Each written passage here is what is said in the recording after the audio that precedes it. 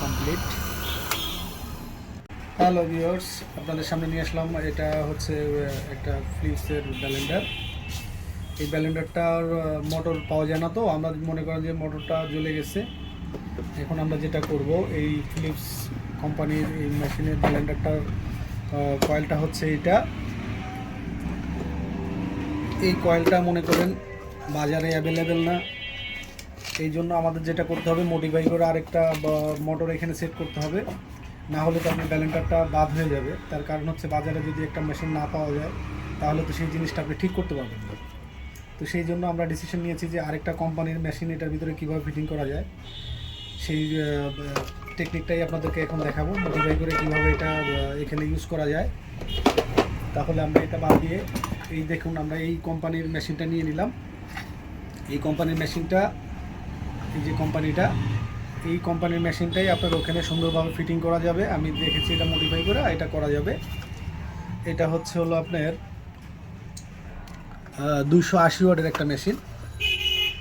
এই মেশিনটার মোটরটা আমরা নিয়ে নিব। এই যে এই মোটরটা, এটা আপনার আগে দেখে নিতে হবে যে এটার সাইজটা ঠিক আছে কিনা, এখানে কত মিলি আছে। এটা মনে করেন 22 মিলি আছে, এটা 18 মিলি আছে, 1-2 মিলি এটা সমস্যা নাই, এটা আপনার মডিফাই করে করে নেবেন। তার কারণ সবগুলো তার অ্যাকুরেট থাকবে না, একটু ঝামেলা থাকতেই পারে। তো সেটা আপনাকে অ্যাকুরেট করে নিতে হবে, ভালোভাবে বুঝে আপনাকে কাজটা করতে হবে। আপনি কীভাবে করবেন, যেমন দেখুন এইখানে এই ওয়াশারটা, এটার ঘাটটা চিকুন, এখানে এটা ছিল,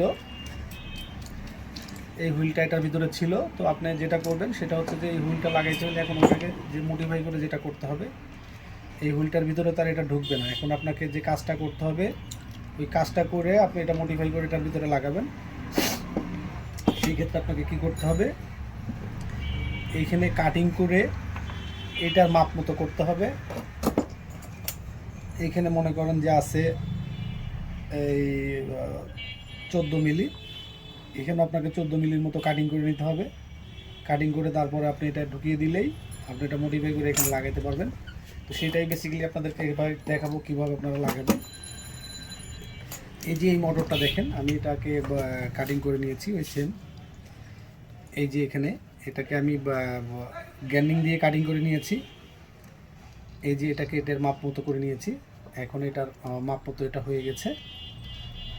এখন আপনি এই হুইলটা এটার ভিতরে ইউজ করতে পারবেন।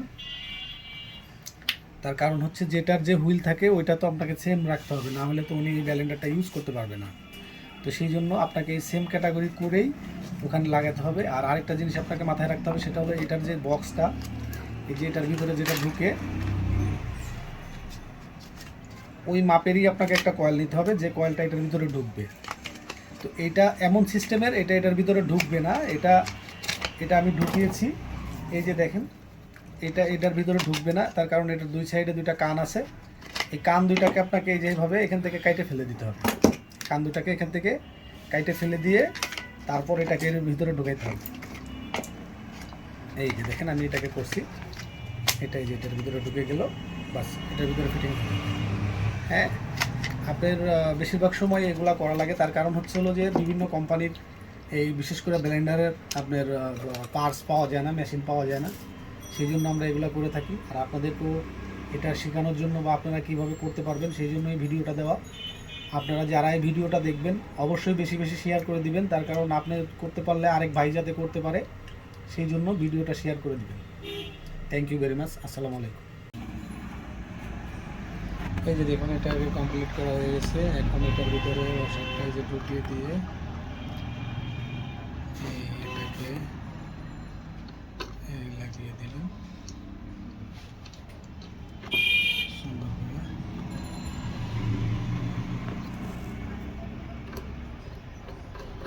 এই হয়ে গেল, এইটা কমপ্লিট।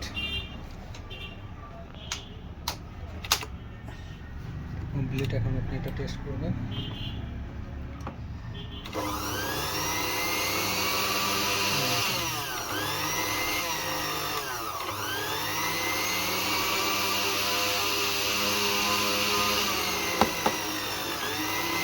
এই আপনি টেস্ট করার জন্য এখানে একটা সুইচ আছে, এটাকে ওপেন করে নিতে হবে, নাহলে চালাইতে পারবেন না।